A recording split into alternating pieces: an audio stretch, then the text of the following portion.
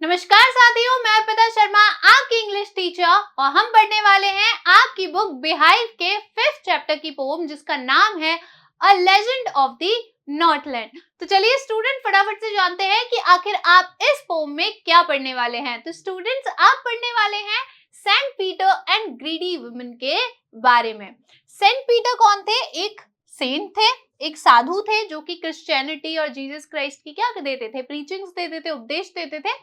और एक greedy woman से उनका क्या होता है, सामना होता है। ग्रीडी यानी कि लालची, तो एक लालची औरत और सेंट पीटर के बारे में हम पढ़ने वाले हैं। तो चलिए पोम को शुरू करने से पहले जानते हैं पोएट के बारे में जिनका नाम है फीबी कैरी, जिनका बर्थ स्टूडेंट सितंबर 4 1824 को हुआ था और जिनकी डेथ जुलाई 31 1871 को हुई थी। ये कौन थी?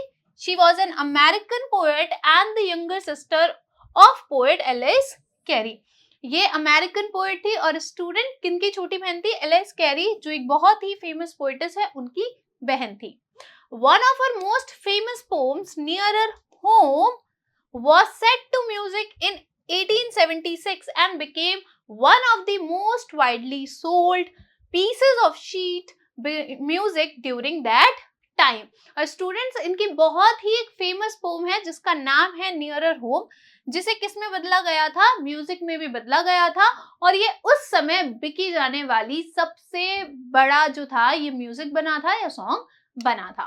अब स्टूडेंट जानते हैं कि आखिर आप इस पोम में पढ़ने क्या वाले हैं, किनके बारे में पढ़ने वाले हैं और ये जो पोम लिखी गई है ये किस स्टाइल में लिखी गई है। तो देखिए, this poem narrates the legend of an old lady who angered Saint Peter because of her greed। जैसा कि हम डिस्कस कर चुके हैं स्टूडेंट, ये जो पोम है ये बताती है एक लेजेंड के बारे में। अब लेजेंड क्या होता है? लेजेंड एक कथा होती है, स्टोरी होती है, ठीक है, जो कि क्या होती है, जो कि लोग ऐसा मानते हैं कि वो क्या है, सच्ची है, लेकिन उसके लिए कोई तथ्य नहीं होते, फैक्ट्स नहीं होते जो हमें ये बता पाए कि ये जो स्टोरी हम सुन रहे हैं, लेजेंड हमें सुनाया जा रहा है, वो सच्चा है या नहीं है। तो लेजेंड उन्हें कहते हैं एक कहानी जो पीढ़ी दर पीढ़ी आगे जाती है लेकिन उसका कोई प्रूफ नहीं होता कि ये सच है या फिर ऐसे ही एक क्या है, एक कल्पना है। तो ये जो पोम है ये बताती है एक ओल्ड लेडी के बारे में, एक बूढ़ी लेडी के बारे में जिसने क्या किया था, सेंट पीटर जो थे उन्हें गुस्सा दिला दिया था अपनी ग्रीड के कारण, अपने लालच के कारण। अब स्टूडेंट जानते हैं कि आखिर ये जो पोम है ये किस स्टाइल में लिखी गई है। तो देखिए, a ballad is a song narrating a story in short stanzas. तो ये जो पोम है स्टूडेंट ये बैलेड में लिखी गई है और बैलेड क्या होता है? बैलेड एक सॉन्ग होता है जो कि क्या करता है, छोटे छोटे स्टेंजास में एक स्टोरी को बताता है। यानी कि फिर से समझिए, बैलेड एक सॉन्ग होता है, एक गीत होता है जो कि छोटे छोटे छंदों में किसे बताता है, एक कहानी को बताता है। स्टेंजास यानी कि छंद किनको बताता है? छंदों में कहानी को बताता है। अब देखिए, ये जो बैलेड्स होते हैं ना स्टूडेंट, ये होती क्या है? होता एक सॉन्ग ही है, एक पोम ही है, लेकिन इनके अंदर क्या बताई जाती है? एक स्टोरी बताई जाती है, एक कहानी बताई जाती है। जब भी आप एक बैलेड पोम पढ़ेंगे स्टूडेंट, आपको ऐसा लगेगा कि आप कोई सॉन्ग सुन रहे हैं क्योंकि ये इतने अच्छे से क्या करती हैं, राइम करती हैं। आगे देखिए, ballads are a part of folk culture और popular culture and are passed on orally from one generation to the next. और स्टूडेंट बैलेड जो होते हैं इन्हें आप लोक कथा की तरह मान लीजिए, एक बहुत ही पॉपुलर ये क्या है, कल्चर है, जिन्हें एक पीढ़ी से दूसरी पीढ़ी तक बोलचाल की भाषा में क्या किया जाता है, आगे पहुंचाया जाता है। जिस प्रकार से आपकी मदर होंगी, उनकी मदर ने उन्हें क्या सुनाई होगी, बचपन में कुछ स्टोरीज सुनाई होंगी, वही स्टोरीज आपकी मदर आपको सुनाती हैं और आप किन्हें सुनाएंगे, अपनी आने वाली जनरेशन को सुनाएंगे, आगे वाली पीढ़ी को सुनाएंगे। तो आप जानते हैं अ legend of the Northland is a ballad. हमें पता है ये जो पोम हम पढ़ने वाले हैं, स्टोरी हम पढ़ने वाले हैं, ये किस में लिखी गई है? बैलेड में लिखी गई है। यानी कि एक सॉन्ग है जो कि क्या बताता है, एक स्टोरी बताता है। तो चलिए फटाफट से शुरू करते हैं। देखिए स्टूडेंट, शुरू करने से पहले एक बात जान लीजिए कि ये जो पोम है ये आपके 16 स्टेंजास में लिखी गई है। कितने छंद हैं इसके अंदर? 16 स्टेंजास है, 16 छंद है। लेकिन स्टूडेंट अभी सुनकर तो ऐसा लग रहा होगा, ओ 16 स्टेंजास यानी कि बहुत लंबी पोम हो गई, बहुत बड़ा होगा ये तो। तो स्टूडेंट पोम बड़ी तो है, लेकिन ये इतनी इजीली आपको समझ में आएगी, इतनी इजी पोम है कि जब आप इसे पढ़ेंगे, अभी हम जब इसे पढ़ना शुरू करेंगे तो आपको पता ही नहीं चलेगा कब हमने इस पोम को कंप्लीट कर दिया, क्योंकि इतनी इजी पोम है, आप पढ़ेंगे तो भी आपको बहुत आसानी से समझ में आ जाएगी। और अभी भी एक कहानी क्योंकि इसके अंदर है, तो आपको बहुत ही आसानी से समझ आने वाली है और बिल्कुल भी क्या नहीं लगेगी, बोरिंग नहीं लगेगी। तो चलिए फटाफट से शुरू करते हैं। देखिए, away away in the Northland where the hours of the day are few. कहाँ की बात हो रही है? A legend of the Northland हम पढ़ रहे हैं, यानी कि नॉर्थ के, उत्तर के किसी क्षेत्र की, किसी देश की बात हो रही है। अब नाम नहीं बताया है, लेकिन क्या है कि नॉर्थ के किसी तो लैंड की, किसी तो क्षेत्र की, किसी तो देश की क्या हो रही है, बात हो रही है। तो वर्ड्स क्या कहती हैं? Away away in the Northland, की उत्तर के किसी, दूर दूर उत्तर के किसी क्षेत्र के अंदर, where the hours of the day are few, जहां पर दिन के जो घंटे होते हैं वो क्या होते हैं, काफी कम होते हैं। And the nights are so long in winter that they can not sleep them through. और वहां पर क्या होता है स्टूडेंट, वहां पर विंटर यानी कि सर्दियों में जो रात होती है वो इतनी लंबी होती है कि वहां के जो लोग हैं वो सो नहीं पाते हैं। यहाँ पर दे किसके लिए आया है? नॉर्थलैंड के लोगों के लिए, पीपल के लिए आया है। यानी कि ये जो स्टोरी है वो कहाँ पर सेट हुई है, कहाँ पे इसकी सेटिंग है, स्थान कहाँ है इस स्टोरी का? नॉर्थलैंड में है, यानी कि नॉर्थ के किसी क्षेत्र के अंदर है। तो बताया जा रहा है स्टूडेंट कि नॉर्थ का है। अब देखिए, ये मान लीजिए हमारी क्या है, छोटी सी अर्थ है, तो यहाँ पर नॉर्थ आ गया। तो आपको पता है नॉर्थ पोल के, उत्तर के पोल के एकदम पास में जो भी क्षेत्र होते हैं, देश होते हैं, कोई भी स्थान होता है, वहां पर क्या होता है, सनरेज नहीं पहुंच पाती है। और सनरेज ना पहुंचने के कारण यहाँ पर क्या होता है, दिन के जो घंटे होते हैं वो काफी कम होते हैं। ऐसा क्यों? क्योंकि दिन तो होता है लेकिन यहाँ पर सनरेज नहीं पहुंच पाती है, इसीलिए यहाँ पर क्या रहती है, डार्कनेस रहता है, अंधेरा रहता है। इसलिए रातें क्या लगती है, काफी लंबी लगती हैं, और दिन तो बहुत ही छोटे होते हैं, क्योंकि बहुत ही जल्दी जो सनरेज होती हैं वो यहाँ पर पड़कर चली जाती है। और इतनी ज्यादा देर तक, जैसे कि आप इंडिया में देख पाते हो, इतनी देर यहाँ पर दिन नहीं रहते हैं। अब इसी कारण से क्या होता है, यहाँ पर स्नो भी काफी ज्यादा होती है, बर्फ भी काफी ज्यादा होती है। तो आप देखोगे कि नॉर्थ पोल के जो भी स्टेट्स होंगे, जो भी देश होंगे, क्षेत्र होंगे, वहां पर कैसे होते हैं, वो काफी ज्यादा वहां पे स्नो वाले होते हैं, वहां पर बर्फ काफी ज्यादा गिरती है। ठीक है, तो यहाँ पर समझ में आ गया कि दूर दूर उत्तर के किसी क्षेत्र के अंदर, जहां पर दिन के जो घंटे हैं वो काफी कम है, और सर्दियों में रातें कैसी होती है, काफी लंबी होती है। तो इसी कारण से वहां के जो लोग हैं वो सो नहीं पाते हैं। क्यों नहीं सो पाते हैं? क्योंकि पता ही नहीं चलता है कि दिन है कि रात है। जब भी उठते हैं तो उन्हें क्या मिलती है, डार्कनेस ही मिलती है। हार्ड वर्ड रिवाइज करेंगे स्टूडेंट, विंटर यानी कि सर्दी। आगे देखिए, where they harness the swift reindeer to the sledges when it snows, and the children look like bear's cubs in their funny furry clothes. आगे देखिए पोएट्स क्या कहती हैं, where they harness the swift reindeers to the sledges. अब student मतलब समझने से पहले आपको इनकी हिंदी पता होनी चाहिए। देखो, हार्नेस यानी होता है बांधना, स्विफ्ट यानी होता है तीर या जल्दी से, रिंडर यानी होता है बारहसिंगा, जिसकी पिक्चर जो इमेज जो है वो आप यहाँ पर देख सकते हो, और स्लेजेस यानी होता है स्टूडेंट बर्फ की गाड़ी। जब भी हम क्रिसमस के बारे में सोचते हैं, सेंटा के बारे में सोचते हैं, तो कैसी इमेज आती है कि जो सेंटा है वो किसी गाड़ी पर बैठकर आ रहे हैं। और क्या वो गाड़ी ऐसी नहीं दिखती है? बिल्कुल दिखती है। क्यों? इसमें क्या होता है, ये बर्फ पर आसानी से चल पाती है, तो इन्हें क्या कहा जाता है, स्लेजेस कहा जाता है। अब देखिए, where they harness the swift reindeer to the sledges when it snows. कहाँ की बात हो रही है? नॉर्थलैंड की बात हो रही है। और आगे इसी को डिस्क्राइब करते हुए, इसी जगह का वर्णन करते हुए पोएट्स कहती हैं कि when it snows, कि जब वहां पर क्या होती है, बर्फ गिरती है, बर्फ की बारिश होती है, तो दे किसके लिए आया है, वहां के लोगों के लिए, पीपल के लिए। तो स्टूडेंट जब वहां पर क्या होती है, बर्फ गिरती है, तो वहां के जो लोग हैं वो क्या करते हैं, ये जो बर्फ की गाड़ी होती है, इन्हें इन बारहसिंगा के साथ जल्दी से क्या कर देते हैं, बांध देते हैं। and the children look like bears cubs in their funny furry clothes. अब आपने देखा होगा जब सर्दियां आती है तब हम भी कैसे रोएदार कपड़े पहन लेते हैं ना, जिसमें क्या हो, काफी ज्यादा फर हो। तो आपने देखा होगा बच्चे जब पूरी इस तरीके से क्या पहनते हैं, एकदम गर्म कपड़े पहन लेते हैं तो एकदम फरी फरी लगते हैं, है ना, जैसे कि क्या हो, भालू के बच्चे हो। तो यही बताया गया है, and the children look like bears cub, और वो जो बच्चे हैं स्टूडेंट वहां के, वो कैसे लगते हैं, भालू के बच्चे जैसे लगते हैं। किसके अंदर, अपने फनी से पोस्तीन के कपड़ों के अंदर। फरी यानी कि आप जानते होंगे जिसके अंदर फर निकला हुआ हो, है ना, इस तरीके से आपने देखा होगा, इंडिया के अंदर भी लोग पहनते ही हैं। हार्ड वर्ड रिवाइज करेंगे। हार्नेस यानी बांधना, स्विफ्ट यानी तीव, रिंडर यानी कि बारहसिंगा, स्लेजेस यानी कि बर्फ गाड़ी, बियर्स कब यानी कि भालू के बच्चे, एंड फरी यानी कि पोस्तीन का। ठीक है, आगे देखिए। They tell them a curious story. I don't believe this true, and yet you may learn a lesson if I tell the tale to you.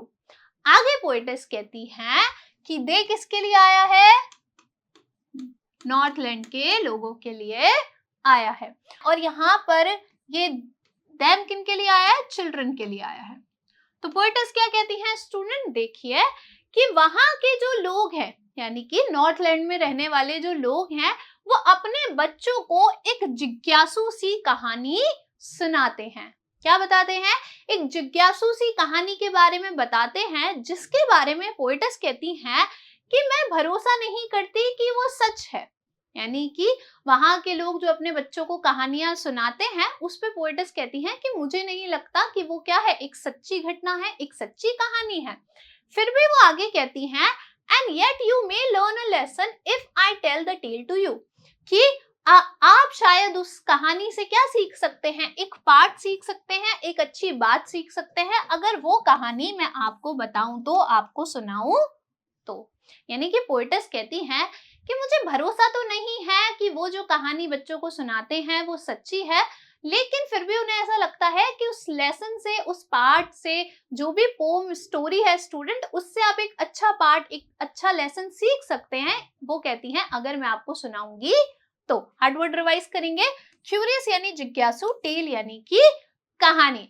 तो चलिए अब शुरू करते हैं कहानी कि आखिर ये लेजेंड ऑफ द नॉर्थलैंड है क्या। देखिए, once when the good Saint Peter lived in the world below and walked about it preaching just as he did, you know. क्या कहती है पोएटिस कि एक बार जब अच्छे सेंट पीटर, यानी कि वो जो धर्म गुरु थे, वो जो संत थे जिनका नाम क्या था, पीटर था, वो कहाँ रहते थे, नीचे दुनिया में रहते थे। अभी तो कहाँ चले गए हैं, अभी तो ऊपर चले गए हैं, है ना।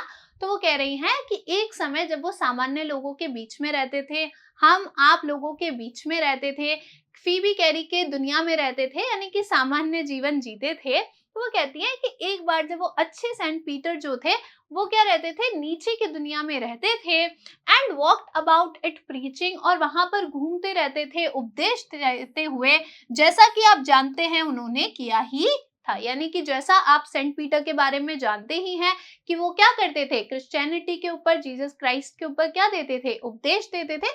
तो जैसा कि आप जानते हैं एक बार ऐसा ही हो रहा था कि वो जो सेंट पीटर थे वो क्या कर रहे थे, उपदेश देते हुए इधर उधर घूम रहे थे। हार्ड वर्ड रिवाइज करेंगे स्टूडेंट, प्रीचिंग यानी कि उपदेश। आगे देखिए, he came to the door of a cottage in traveling round the earth where a little woman was making cakes and baking them on the earth. आगे देखिए वो क्या कहती हैं कि he came to the door of a cottage. तो जब वो क्या कर रहे थे, उपदेश दे रहे थे, इधर उधर जा रहे थे, तो वो कहाँ पहुंचते हैं, एक झोपड़ी के एक दरवाजे पर पहुंचते हैं। एक कुटिया या एक झोपड़ी जो थी, एक घर जो था, उसके दरवाजे पर पहुंचते हैं। इन ट्रेवलिंग राउंड द वर्ल्ड, जब वो क्या करते थे, जब इन ट्रेवलिंग राउंड दी अर्थ, जब वो दुनिया में चारों ओर घूम रहे थे, उपदेश दे रहे थे, तो एक दिन वो कहाँ पहुंचते हैं, एक झोपड़ी के दरवाजे पर पहुंचते हैं। Where a little woman was making cakes, जहां पर एक छोटी सी औरत जो थी वो क्या कर रही थी, केक्स बना रही थी। अब यहाँ पर लिटिल वुमन क्यों कहा है? हमने तो पीछे क्या पढ़ा था? ओल्ड वुमन पढ़ा था। तो यहाँ पर लिटिल वुमन क्यों कहा गया है स्टूडेंट्स? क्योंकि आपने देखा होगा जब लोग क्या होते हैं, थोड़े बूढ़े हो जाते हैं, उनकी एज ज्यादा हो जाती है, तो वो कैसे लगने लगते हैं? थोड़े छोटे लगने लगते हैं। क्यों? क्योंकि वो थोड़ा झुककर चलते हैं, थोड़ा झुककर खड़े होते हैं, है ना? तो इसी कारण से उन्हें क्या कहा गया है? लिटिल वुमन कहा गया है। तो वो क्या कर रही थी? जहां पर एक छोटी सी औरत जो थी वो केक बना रही थी and baking them on the hearth, और उन्हें कहां पर पका रही थी? चूल्हे या भट्टी के अंदर पका रही थी। इस तरीके से आपने देखा होगा केक्स को पकाने के लिए क्या होता है? एक चूल्हा या भट्टी होती है। तो इसके अंदर वो क्या कर रही थी? अपने केक्स को बेक कर रही थी, पका रही थी। हार्ड वर्ड रिवाइज करेंगे स्टूडेंट। कॉटेज यानी झोपड़ी, बेकिंग यानी पकाना, हर्थ यानी कि चूल्हा या भट्टी। आगे देखिए। And being faint with fasting, for the day was almost done, he asked her from her store of cakes to give him a single one. अब देखिए आगे क्या होता है। And being faint with fasting, अब क्योंकि जो सेंट पीटर थे वो क्या कर रहे थे? सुबह से फास्ट पर थे, उपवास पे थे, तो वो फास्टिंग से क्या होने लग गए थे? फेंट होने लग गए थे, यानी कि बेहोश होने लग गए थे। उन्हें काफी ज्यादा कमजोरी महसूस हो रही थी, वीकनेस महसूस हो रही थी, क्योंकि पूरा दिन हो चुका था। वो पूरे दिन से उपदेश दे रहे थे, उपवास पे थे, उन्होंने कुछ खाया नहीं था, तो उससे वो क्या हो रहे थे? फेंट हो रहे थे, यानी कि बेहोश हो रहे थे। तो उन्होंने क्या किया? वो जो औरत थी उसका केक्स का स्टोर था, दुकान थी, तो वहां से उन्होंने क्या किया? उनसे कहा कि मुझे क्या दे दो? एक पीस केक दे दो। तो वहां से उन्होंने क्या मांगा? एक केक का पीस मांगा। एक पीस मांगा किसका? केक का। ठीक है, यानी कि उन्होंने कहा, क्योंकि वो लेडी क्या कर रही थी? उसका स्टोर था, दुकान थी, तो वहां से वो जो सेंट पीटर थे उन्होंने कहा कि आप मुझे क्या दे दीजिए? एक केक का पीस दे दीजिए। हार्ड वर्ड रिवाइज करेंगे।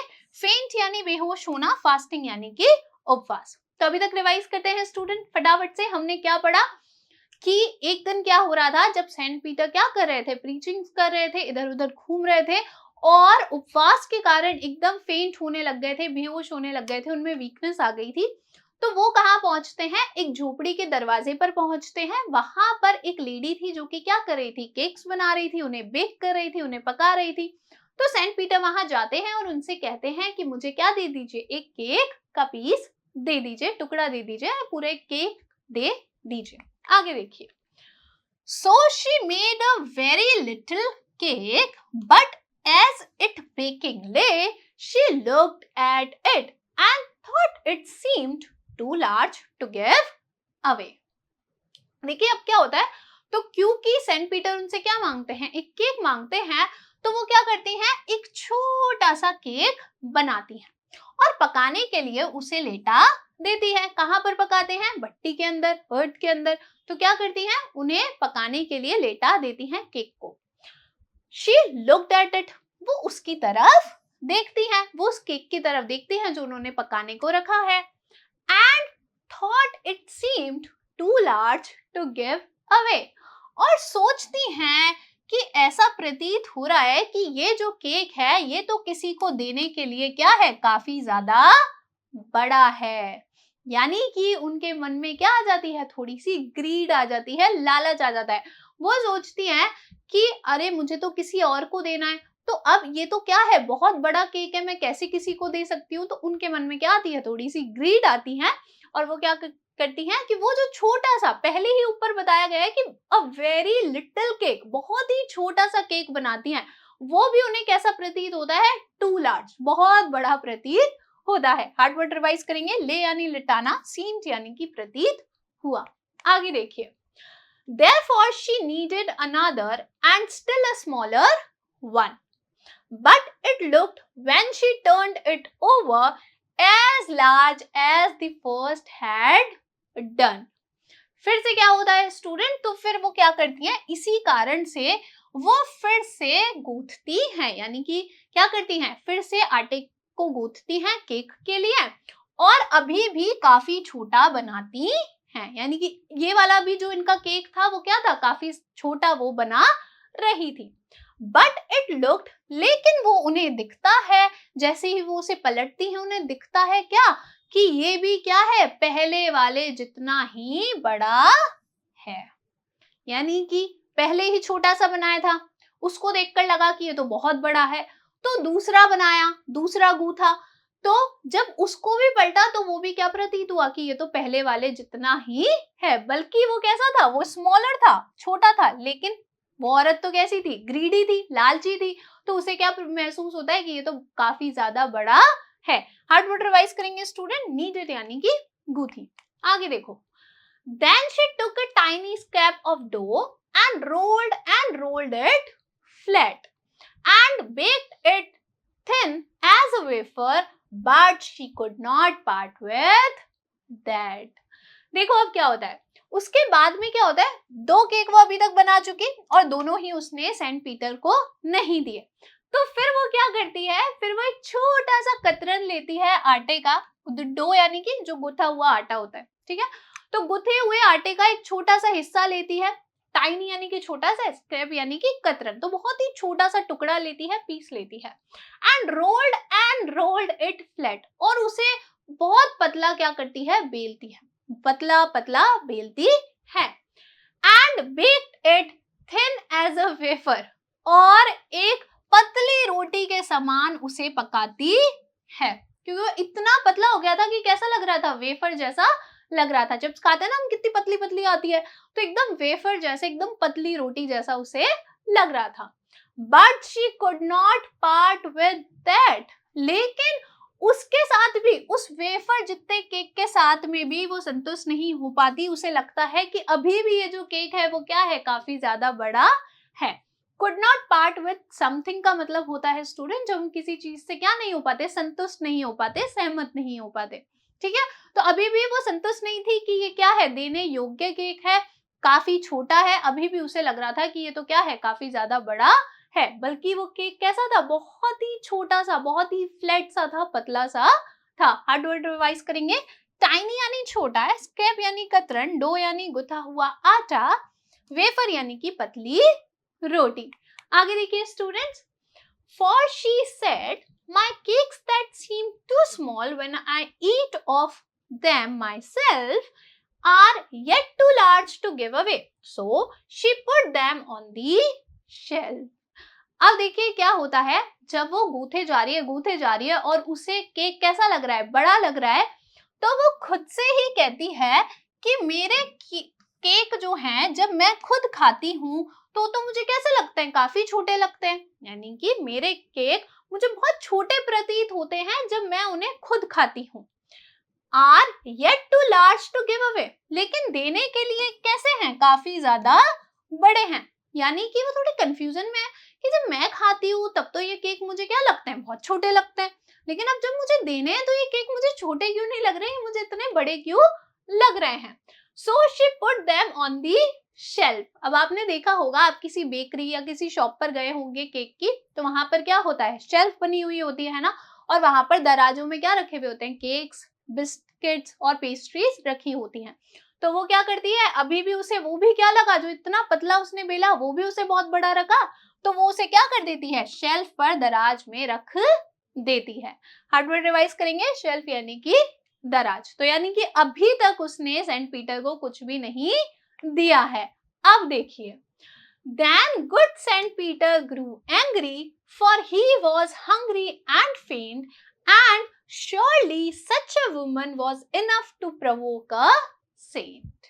अब क्या होता है कि अभी तक वो जो ग्रीडी वुमन थी उसने सेंट पीटर को कुछ भी नहीं दिया था, तो अब क्या होता है कि अब जो अच्छे सेंट पीटर थे वो गुस्सा हो जाते हैं, उन्हें क्या आ जाता है, गुस्सा आ जाता है। For he was hungry and faint, क्योंकि वो भूखे थे और उन काफी ज्यादा वीक थे, बेहोश हो रहे थे।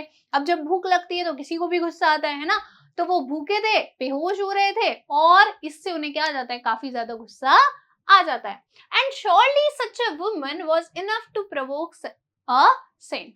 और वास्तव में ही इस प्रकार की एक औरत, इस प्रकार की यानी कि एक ग्रीडी, एक लालची औरत काफी थी एक सेंट को प्रवोक करने के लिए, उनको उकसाने के लिए, उनको गुस्सा दिलाने के लिए। अब आपने देखा होगा स्टूडेंट्स कि जो सेंट होते हैं, साधु वगैरह होते हैं, वो क्या होते हैं, काफी ज्यादा हेल्पफुल होते हैं, है ना, और उनका मानना क्या होता है कि ह्यूमंस की हेल्प करनी चाहिए, एक इंसान को दूसरे इंसान की हेल्प करनी चाहिए। तो अब उस वुमन की ग्रीड देखकर सेंट पीटर को तो क्या होना था, नाराज होना ही था। हार्ड वर्ड रिवाइज करेंगे। प्रोवोक यानी कि उकसाना या गुस्सा दिलाना। आगे देखिए, and he said you are far too selfish to dwell in human form, to have both food and shelter and fire to keep you warm. अब जो सेंट पीटर है उन्हें क्या आ जाता है, गुस्सा आ जाता है, और वो कहते हैं कि तुम क्या हो, तुम काफी ज्यादा स्वार्थी हो। क्या कहते हैं कि तुम काफी ज्यादा सेल्फिश हो, यानी कि स्वार्थी हो एक मानव रूप में बसने के लिए। क्योंकि उनका मानना तो क्या था कि मानव की क्या करनी चाहिए, हेल्प करनी चाहिए, मनुष्य को मनुष्य की मदद करनी चाहिए। तो वो कहते हैं कि तुम तो काफी ज्यादा स्वार्थी हो एक मानव रूप में बसने के लिए, दोनों ही चीजें तुम्हारे पास होने के लिए, खाना और आश्रय, और तुम्हारे पास फायर भी है जो कि तुम्हें क्या रखती है, वार्म रखती है, गर्म रखती है। यानी कि वो कहते हैं कि तुम इतनी ज्यादा लालची हो, स्वार्थी हो कि तुम्हारे पास ये सारी चीजें नहीं होनी चाहिए। तुम्हारे पास क्या है, खाना भी है, आश्रय भी है, शेल्टर भी है, तुम्हारे पास फायर भी है जो तुम्हें क्या रखती है, गर्म रखती है, लेकिन फिर भी वो क्या नहीं कर रही थी, सेंट पीटर की हेल्प नहीं कर रही थी। हार्ड वर्ड रिवाइज करेंगे स्टूडेंट। सेल्फिश यानी कि स्वार्थी, ड्वेल यानी बसना, ह्यूमन फॉर्म यानी कि मानव रूप, और शेल्टर यानी कि आश्रय। तो अब उन्हें क्या आ गया है, गुस्सा आ गया, और वो सोच रहे हैं कि तुम तो क्या हो, काफी ज्यादा स्वार्थी हो, और तुम्हारे पास में क्या है, ये सारी चीजें जो हैं, फूड है, शेल्टर है और फायर है, ये सब तुम्हारे पास में नहीं होनी चाहिए। Now you shall build as birds do and shall get your scanty food. आगे देखिए, now you shall build as the birds do and shall get your scanty food by boring and boring and boring all day in the hard dry wood. अब देखिए, ऐसा माना जाता था ना पहले कि जो साधु संत वगैरह होते हैं, ये जो गुरु होते हैं, अगर आप इन्हें गुस्सा कर दो या आपको ये क्या दे दे, कर्ज दे दे, श्राप दे दे, या कुछ बुरा आपके बारे में बोल दे, तो वो चीजें हो जाती हैं। पहले ऐसा माना जाता था। आपने भी बचपन में बहुत सारी स्टोरी सुनी होगी कि कोई साधु क्या होता था, किसी को श्राप दे दे तो वो सच हो जाता था। इसीलिए लोग क्या करते थे, काफी ज्यादा डरते थे कि कोई भी गुरु जो है वो उन्हें क्या ना बोल दे, कुछ गलत ना बोल दे। तो अब इस स्टोरी में यही होने वाला है। देखो क्या होता है, वो जो है सेंट पीटर, अब वो उस ग्रीडी वुमन को क्या कर रहे हैं, कर्स कर रहे हैं, यानी कि श्राप दे रहे हैं। और क्या कहते हैं, देखिए, now you shall build as the birds do, कि अब तुम भी वैसे ही बनाओगी जिस प्रकार से चिड़ियाएं जो होती हैं, बर्ड्स जो होती हैं, वो बनाती हैं। यानी कि जिस प्रकार से वो क्या करती हैं, अपना खाना खुद लेकर आती हैं, अपना घर खुद बनाती हैं, इसी प्रकार से तुम भी बनाओगी। And shall get your scanty food, और क्या करोगी, अपना जो थोड़ा सा खाना है वो भी तुम खुद ही लेकर आओगी। अभी तो उस औरत के पास में क्या है, फूड भी है, शेल्टर भी है, फायर भी है। तो अब जो सेंट पीटर हैं वो कह रहे हैं कि अब तुम खुद बनाओगी, तुम अपना घर भी खुद बनाओगे, और तुम अपना थोड़ा सा खाना जो है वो भी तुम खुद ही लेकर आओगी। यानी कि तुम्हें क्या करना पड़ेगा, मेहनत करनी पड़ेगी। अब देखिए उसे खाना कैसे मिलेगा, क्या कहते हैं वो, by boring and boring and boring all day in the hard dry wood. कैसे मिलेगा उसे खाना, कैसे बनाएगी वो घर, भेद करके, यानी कि छेद कर कर। आपने देखा है एक वुड पेकर होता है, यानी कि कट फोड़वा, जैसे ऐसे आपने देखा होगा, इमेज आप यहाँ पर देख सकते हैं। ये क्या करता है, सारे दिन लकड़ी के अंदर छेद करता रहता है, बोर करता रहता है। तो वो कहते हैं तुम्हें क्या करना होगा, बोर बोर एंड बोर, यानी कि तुम्हें छेद करना होगा सारे दिन किसके अंदर, कड़क सी सूखी हुई लकड़ी के अंदर, और तब जाकर तुम्हें क्या मिलेगा, खाना मिलेगा और शेल्टर मिलेगा। हार्ड वर्ड रिवाइज करेंगे। बिल्ड यानी बनाना, स्किंटी यानी अल्प, बोरिंग यानी कि छेद करना या भेदना। आगे देखिए, then up she went through the chimney, never speaking a word, and out of the top flew a woodpecker, for she was changed to a bird. अब देखिए क्या हुआ है, सेंट पीटर ने उन्हें क्या किया है, कर्स किया है, और जो श्राप उन्होंने दिया है वो सच भी हो जाता है। देखो क्या होता है, देन अब she went through the chimney. अब क्या होता है कि वो जो वुमन होती है वो चिमनी से बाहर निकलती है, नेवर स्पीकिंग अ वर्ड, और एक शब्द भी नहीं बोल पाती है। यानी कि चिमनी आपने देखा होगा जहां से क्या निकलता है, धुआं निकलता है ना, घरों के अंदर भी होती है, तो यहाँ से क्या निकलता है, धुआं निकलता है।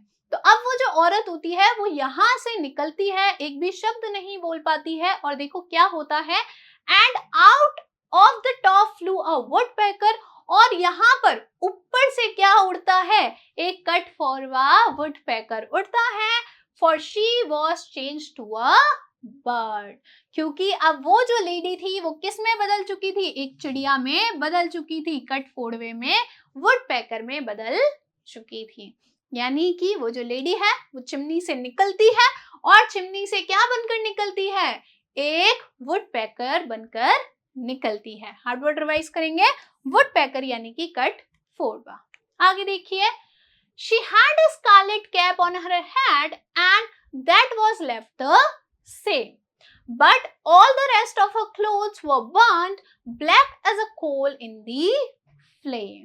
अब आगे देखो क्या होता है कि जब वो केक बना रही थी ना, तो शायद उसके सर पर क्या थी, एक रेड कलर की टोपी थी, कैप थी। तो क्या होता है, she had a scarlet cap on her head, उसके सर पर क्या थी, एक स्कारलेट यानी कि कांकरेजी है ना, रेड कलर होता है, चमकदार ब्राइट रेड, तो उसके सर पर क्या थी, एक स्कारलेट रेड कलर की कैप थी, टोपी थी, and that was left the same, तो वो तो एकदम समान ही बची थी, यानी कि जैसी टोपी उसके सर पे थी वैसी ही टोपी उसके सर पर बची थी। अब इसका मतलब क्या है, आपने देखा होगा, आपने अगर कभी वुडपेकर देखा है तो इसके सर पर क्या होता है, रेड कलर का हिस्सा होता है, जो कि कैसा लगता है, एकदम कैप जैसा लगता है।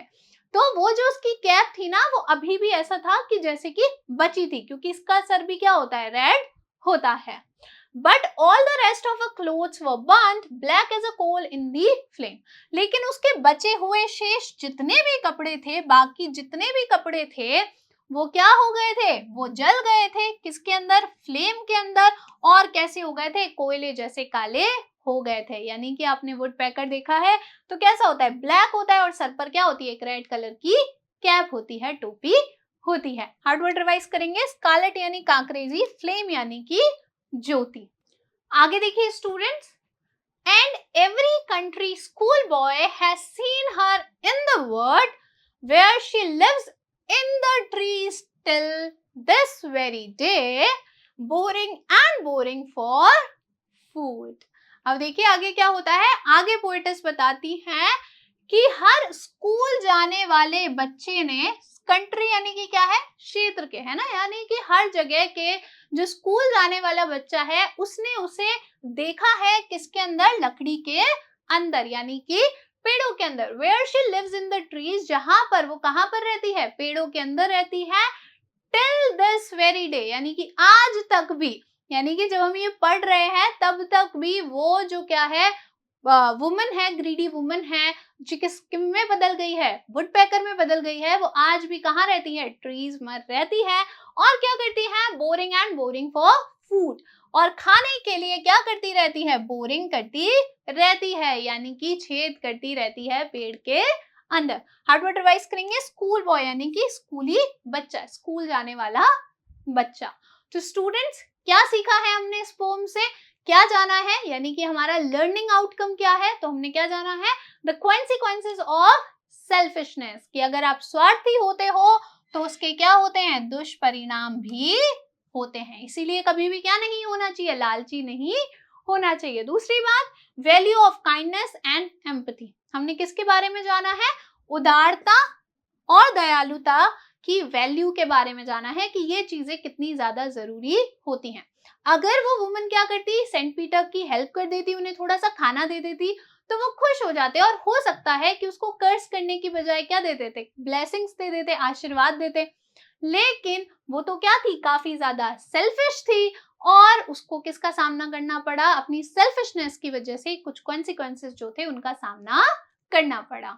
अब स्टूडेंट्स करेंगे कुछ असेसमेंट क्वेश्चन, जिनको पहले डिस्कस करेंगे और उनका सही आंसर निकालेंगे। पहला सवाल देखिए, what is the theme of this pome, इस पोम की थीम क्या है, यानी कि मेन पॉइंट क्या है। तो देखिए आपके ऑप्शन है, option A life choices and their impact, B consequences of greed, C desire and hate, D none। तो क्या डिजायर एंड हीट की बात हुई है? नहीं। नफरत और इच्छा की बात नहीं हुई है।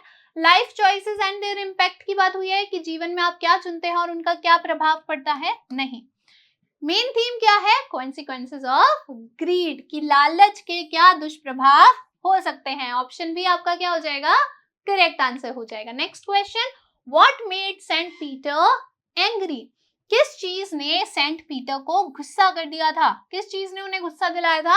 आपके ऑप्शन है, option A the woman's greed, B the woman's pride, C the woman's kindness, D the woman's love. तो किस चीज ने गुस्सा दिलाया था? उस औरत के प्रेम ने? नहीं। काइंडनेस ने? काइंडनेस तो उसमें थी ही नहीं। क्या उसके गर्व ने? नहीं। किसने दिलाया था? द वुमेन्स ग्रीड, यानी कि ऑप्शन ए उस औरत के लालच ने। नेक्स्ट और लास्ट क्वेश्चन देखिए student, what message does this pome convey? ये जो कविता है ये क्या संदेश देती है? आपके ऑप्शन है, option A don't be greedy and help poor, B be greedy, C both A and B, D none. तो देखिए ये क्या पोम हमसे ऐसे कहती है कि लालची बनो? नहीं। ये क्या कहती है? Don't be greedy and help poor. क्या कहती है? कि लालची मत बनो और जो गरीब लोग हैं जिन्हें मदद की जरूरत है उनकी क्या करनी चाहिए? हमें मदद करनी चाहिए। और ये जो चीज है स्टूडेंट्स, ये आपको लाइफ टाइम याद रखनी चाहिए कि जब हम केपेबल हो, हम सक्षम हो दूसरों की मदद करने के लिए, तो हमें क्या करनी चाहिए? दूसरों की मदद जरूर करनी चाहिए। आई होप आपको ये पार्ट अच्छा लगा होगा और अच्छे से समझ आया होगा। Thank you.